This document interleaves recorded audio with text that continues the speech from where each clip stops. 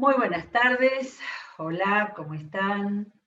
Volvemos una vez más a abrir la Biblia, eh, volvemos a estar cerca de lo que Jesús estaba haciendo, en este caso, gracias al apóstol Juan, que escribió acercándonos a algunos de los más interesantes encuentros de Jesús, ¿sí? Eh, Creo que debe haber tenido muchísimos encuentros, pero más los escritores de los evangelios se dedicaron a los momentos más rodeados de gente, con multitudes, ¿no? Eh, de repente dirigiéndose a una persona en particular, pero con todo un ámbito como para mirarlo. Y en los casos de Juan 3 y de Juan 14 hemos encontrado sin testigos, y creo por la selección del apóstol Juan y del Espíritu Santo, casos muy especiales, muy para mostrar a Jesús, muy para mostrar al ser humano, y para ver la obra que la palabra de Jesús con el reino de los cielos ahí, en presencia, como para que nos llegara a nosotros.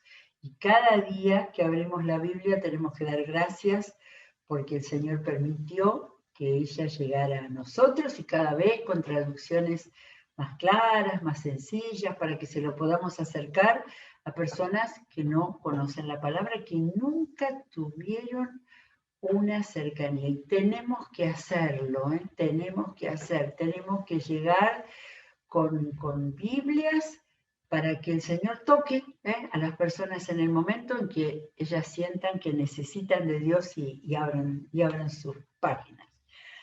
Bueno, como pasa siempre, arranco con el anterior porque me quedo dando vueltas y pensando, bueno, quizás faltaba esto.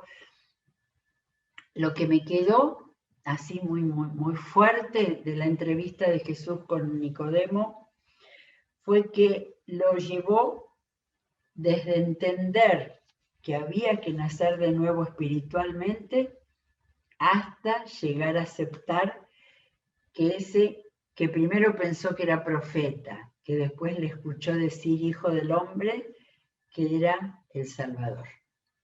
Y entonces ahí pasamos por todos los grados de la religiosidad, porque ese hombre lleno de toda la religiosidad israelita, lo que necesitaba era encontrar al Salvador. Y creo que lo encontró. Bueno, vamos al capítulo siguiente porque ahí está el otro, totalmente diferente. Por eso yo creo que Juan tuvo la sabiduría de decir maestro de los judíos, y ahora Jesús se quedó hablando a solas con una mujer. Y eso era... Bueno, vamos a despojarnos de todo nuestro conocimiento de este pasaje para ir descubriendo en el lenguaje, comprensión de parte nuestra, y tratar de ir hasta el fondo de lo que Jesús decía con cada palabra y cómo le llegaba a su interlocutora. Bueno, acá empieza el capítulo 4 del Evangelio de Juan, con toda una explicación. Juan va dando, diferente de Lucas, pero también con mucho detalle, con muchas cosas. Ahora me doy cuenta que vamos a tener que ver un mapa de Galilea, ¿sí? Si podemos, algunos de los viejos mapas que Darío tiene ahí de preparado de Galilea. La cosa es que no leemos los dos primeros versículos porque tienen que ver con algo relativo con Juan el Bautista, etcétera, etcétera. Dice, por eso se fue de Judea y volvió otra vez a Galilea. Por lo cual ahí tenemos corroborado que había estado en Judea. Por supuesto que tenemos en el capítulo 2 que había estado en Jerusalén, donde estuvo frente al templo poniendo limpieza en las puertas del templo. Debe haber sido en Jerusalén que habló con Nicodemo. Y entonces ahora cambia de rumbo y dice, por eso se fue de Judea y volvió otra vez a Galilea. ¿Se acuerdan la disposición de las provincias? ¿Cómo estaba la disposición? Estaba Judea al sur, en el centro Samaria y al norte tenemos Galilea, ¿sí? A ver si tenemos ahí la ciudad que vamos a mencionar ahora. Como tenía que pasar por Samaria, llegó a un pueblo samaritano llamado Sicar, cerca del terreno que Jacob le había dado a su hijo José. Yo no veo ahí dice Sirac, ¿eh? Y esa debe ser porque es la otra Sicar, claro. ¿Sí? No, pero debe ser esa el lugar, porque por ahí debía ser el camino real, que a veces se dice, ¿no? El que llevaba desde Judea a Galilea. Bueno, la cosa es que allí estaba el pozo de Jacob. Jesús, fatigado del camino, se sentó junto al pozo. Era un lugar central y ya lo vemos ahora en el relato. Era cerca del mediodía. Sus discípulos habían ido al pueblo a comprar comida. Así que el contexto cercano está perfecto. Hasta podemos sentir el calor y el cansancio de Jesús en ese momento, cruzando Samaria, la tierra en la cual judíos y samaritanos no se relacionaban. En eso llegó a sacar agua una mujer de Samaria y Jesús le dijo: dame un poco de agua. Esto lo podemos haber leído 1000 veces y que lo más normal del mundo. No era nada normal, no era nada normal. Ni los hombres hablaban a las mujeres, más estando solos, ni los judíos le hablaban a los samaritanos. De manera que Jesús tenía todo un propósito y cada vez que lo escuchamos hablar, que lo leemos cuando él hablaba, teníamos que saber que él sabía todas las cosas, que él veía la mente de la persona y que él tenía un propósito. Y él tenía un propósito. Había hablado unos días antes con uno de los grandes maestros de los judíos y ahora se detenía junto a un pozo a hablar con una extranjera. Dame un poco de agua. Pero como los judíos no usan nada en común con los samaritanos, ¿saben que yo no entendía eso hasta que me puse a pensarlo bien? Claro, el problema ceremonial, no podían tomar, le daban tanta importancia a estas cosas. No hubieran podido, Jesús no hubiera podido, como judío, tomar nada de un jarro de agua que la samaritana le alcanzara. Eso, miren, ese era el gran problema. Como los judíos no usan nada en común con los samaritanos, la mujer le respondió. Y acá, para que veamos, tampoco comprendido muchas veces esto, porque no tenemos la mirada para darnos cuenta. En la Biblia, muchísimas veces, cuando aparece una mujer, esa mujer tiene potencia, seguridad, fuerza, y es muy importante en su entorno. La mujer le dice: ¿cómo se te ocurre pedirme agua si tú eres judío y yo soy samaritana? ¿Sí? Si a alguno se le ocurrió que saldría corriendo, que se taparía la cara con el velo. No, la mujer le habló franca, abiertamente, y le planteó el problema central que había entre ellos. Ya con esto empezamos a valorarla, porque no fue alguien a que Jesús fue y le habló.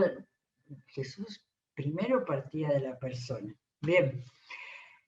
Y le dijo: si supieras lo que Dios puede dar y conocieras al que te está pidiendo agua, contestó Jesús, tú le habrías pedido a él y él te habría dado agua que da vida.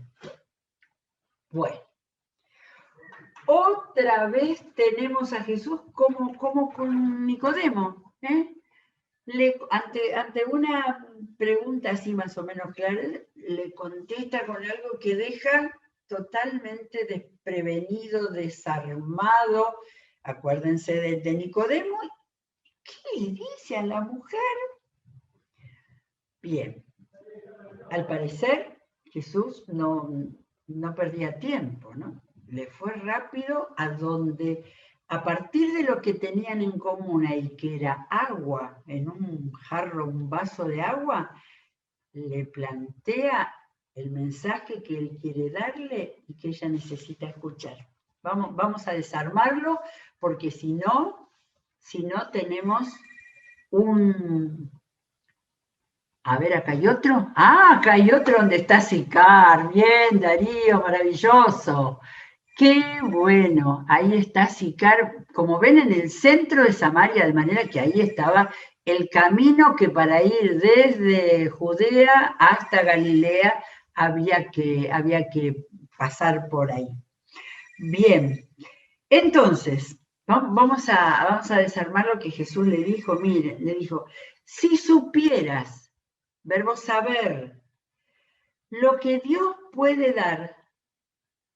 Ahí le estaba hablando de Dios, ahí dejó el tema del agua, por lo menos Jesús. Lo que Dios, la dádiva de Dios, dice por ahí en la Biblia, ¿no? Si supieras y conocieras, a ver, saber es una base, un primer paso, pero después más profundo es conocer.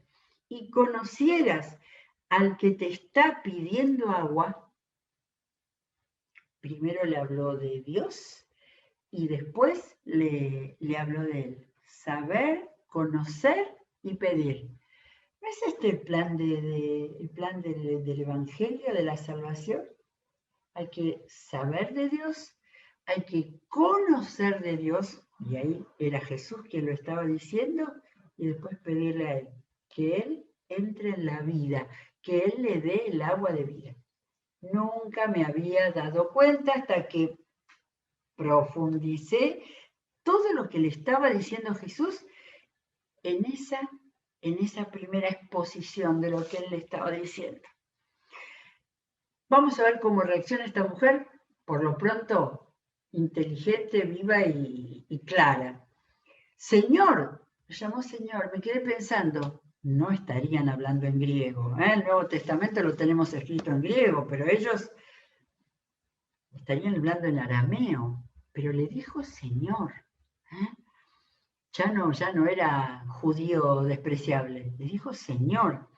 Ni siquiera tienes con qué sacar agua y el pozo es muy hondo.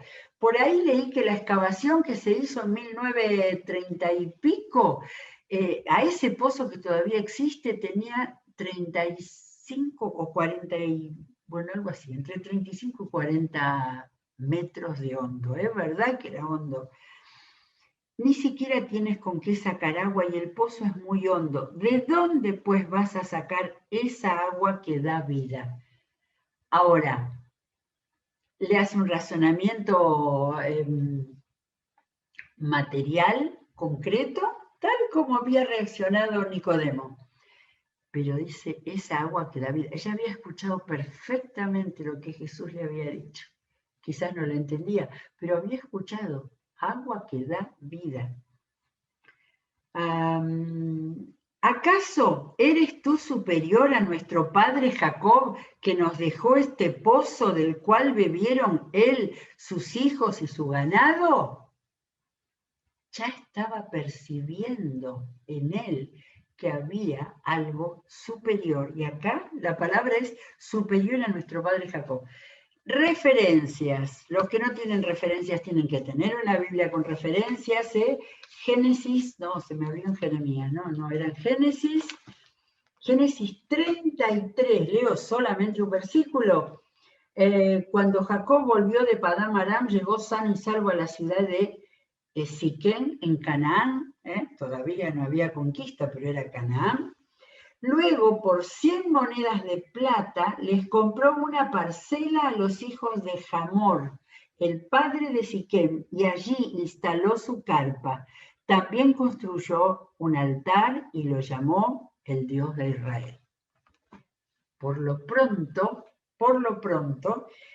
este pozo de Jacob que había quedado en Samaria, y sabemos que después del imperio asirio había quedado desolado el lugar y habían venido distintas etnias, gente diferente, por supuesto que también israelita, y esta mujer samaritana en ese tiempo, tenía la fe israelita, porque valoraba, le decía superior a nuestro padre Jacob y al pozo, conocía toda la historia del Antiguo Testamento.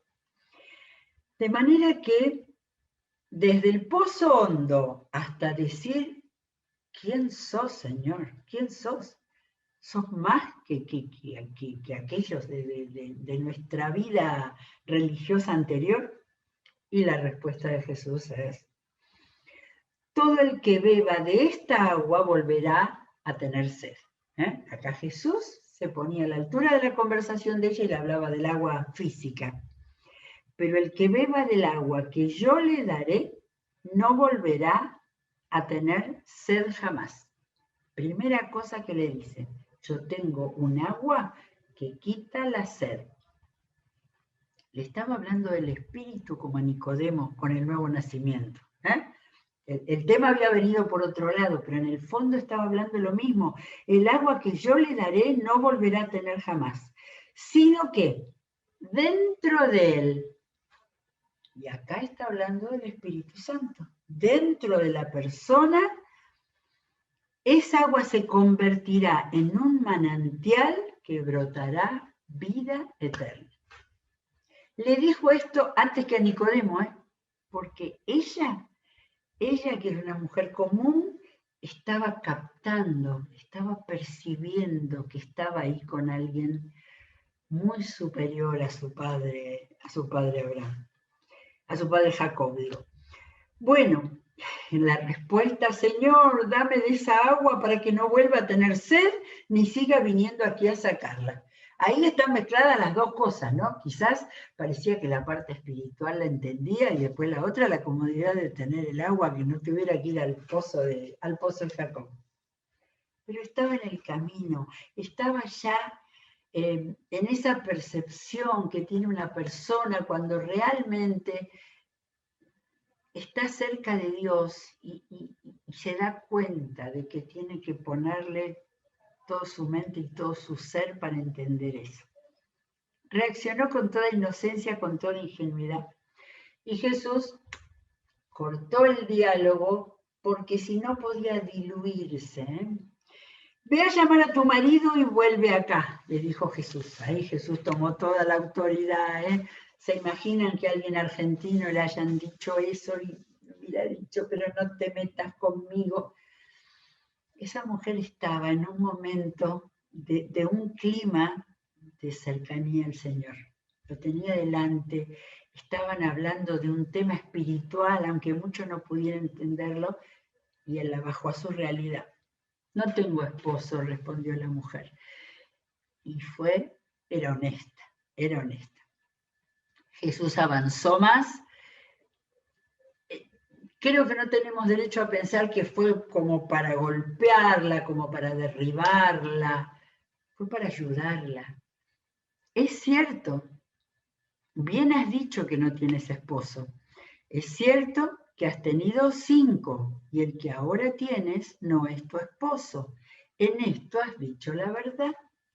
Yo alguna vez pensé, bueno, a lo mejor había quedado viuda 5 veces. Ya vamos a ver después que no. Jesús no le puso ningún punto sobre su vida moral, solamente se la actualizó para poder seguir hablando. Señor, y ella reaccionó, claro que sí. Tampoco se dan cuenta que no hay enojo en nada, porque no hay juicio, Señor, me doy cuenta de que tú eres profeta. Al mismo nivel de Nicodemo llegó, de darse cuenta, profeta. Nuestros antepasados adoraron en este monte. Ahí al lado, muy cerquita de Sicar, está el monte Gerizim, uno de los montes famosos del Deuteronomio, donde dice que estuvieron, no me acuerdo si las bendiciones o las maldiciones que fueron dadas desde un monte. Nuestros antepasados adoraron en este monte, pero ustedes los judíos dicen que el lugar donde debemos adorar está en Jerusalén. El tema se volvió religioso. Bueno, ella lo desvió, ¿no? O no fue por desviarlo, sino por querer plantear cuál era su situación. Ella era samaritana, con fe israelita, pero quizás tenía que entender para poder seguir explicándolo. Y Jesús, yo muchas veces me enojé diciendo, pero ¿por qué Jesús se metió a hablarle de religión? Ahora vemos. Créeme, mujer, que se acerca la hora en que ni en este monte ni en Jerusalén adorarán ustedes al Padre. Ahí puso todas las cosas, ¿no? Ni acá ni allá. No son los lugares el asunto. Ahora, ustedes adoran lo que no conocen. Nosotros adoramos lo que conocemos, porque la salvación proviene de los judíos. Repito lo que muchas veces en estudios así, miradas superficiales, no había entendido. Digo, ¿por qué Jesús promovió una discusión religiosa? A ver, ¿quién estaba frente a la samaritana? Estaba el Hijo de Dios que había bajado. El de la generación desde Abraham, pasando por todos los patriarcas, la tribu de Judá, el rey David, hasta él, dentro de Israel. Él venía de la línea de Israel, de manera que tenía que desmitificarle a ella, que no tenía nada más que el pozo de Jacob y el monte donde adoraban, y los samaritanos se quedaron ahí, nada más. Tenía que entender que en Jerusalén iba a pasar algo trascendente para toda la humanidad y para ella también. Porque la conversación no terminó ahí, ¿no? En un tema religioso. Le dijo, porque la salvación proviene de los judíos. Pero cuando hay ahí un conector que pone las cosas en claro. Dijimos esto, sí, pero acá viene la verdad. Pero se acerca la hora y ha llegado ya en que los verdaderos adoradores rendirán culto al Padre en espíritu y en verdad. ¡Wow! Este es el comienzo del Evangelio de Juan. Miren todo lo que le dijo a esa sencilla mujer. O sea, cuando él se dijo ese pero, era, dejemos de lado eso, dejemos de lado. La hora ha llegado y está acá. Ha llegado ya, le dijo. Faltó decirle, está delante tuyo, en que los verdaderos adoradores rendirán culto al Padre en espíritu y en verdad, porque así quiere el Padre que sean los que le adoren. No está hablando de él, no está hablando de la salvación, pero esa mujer creía en Dios y creía en el Padre. Y le está hablando de la vida espiritual, ya dejamos al agua en el jarro, fuera del tema central, y le estaba hablando de la verdad que era Jesús y que penetraba la vida de esa mujer cualquiera que ella haya tenido, ¿eh? Y que le venía a dar una vida nueva a ella. Le dice entonces, rendirán el culto al Padre en espíritu y en verdad, porque así quiere el Padre que sean los que le adoren. No importa en qué lugar, en qué monte, en lo que sea. Así espera el Padre, le está abriendo la cabeza. Dios es espíritu. Y quienes lo adoran deben hacerlo en espíritu y en verdad. ¿Habrá entendido ella que a eso se refería el agua que daba vida, que era espiritual y que era en la verdad que tenían enfrente? Y la mujer, perdónenme que parece esto, pero este es el relato que puso el Evangelio de Juan. Yo tengo que mostrar lo que esta mujer se dio cuenta antes que Nicodemo.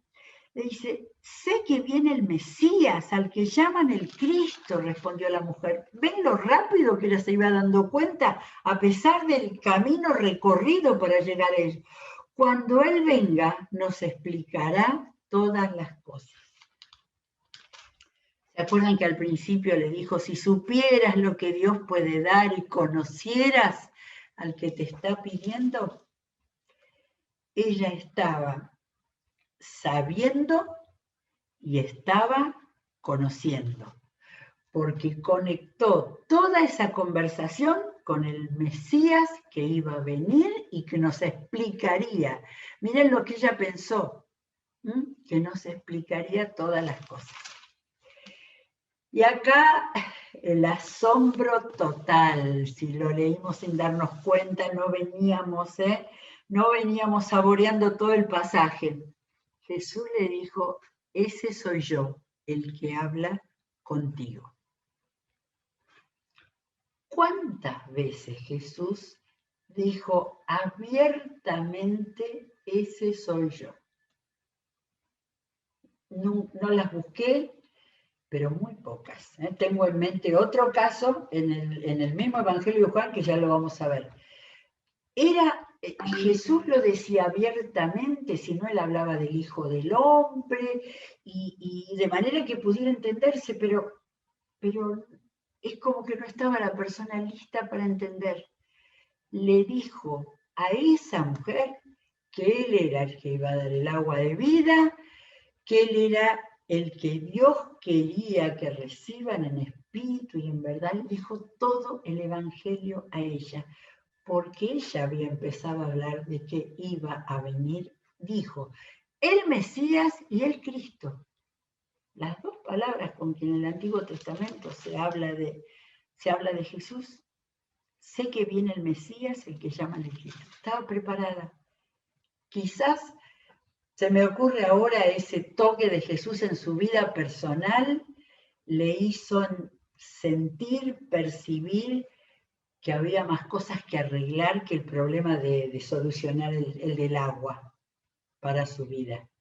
¿Sí? Quizás en ese momento se sintió abierta, dispuesta, y llegó a ella la verdad de pensar en el Mesías y en el Cristo.